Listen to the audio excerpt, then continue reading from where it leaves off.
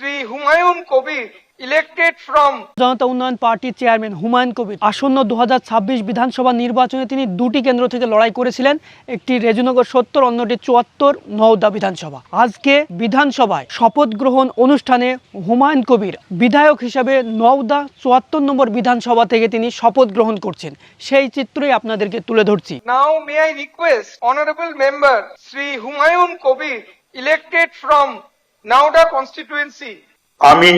আমি হুমায়ুন কবির মহান আল্লাহ উপর আস্থা রেখে শপথ নিতেছি যে ঈশ্বর নামে শপথ করিতেছি, সত্য নিষ্ঠার সহিত প্রতিজ্ঞা করিতেছি যে বিধি দ্বারা স্থাপিত ভারতের সংবিধানের প্রতি আমি অকৃত্রিম নিষ্ঠা ও আনুগত্য পোষণ করিব।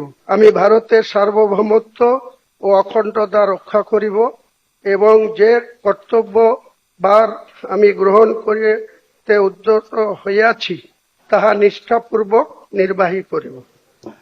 নমস্কার।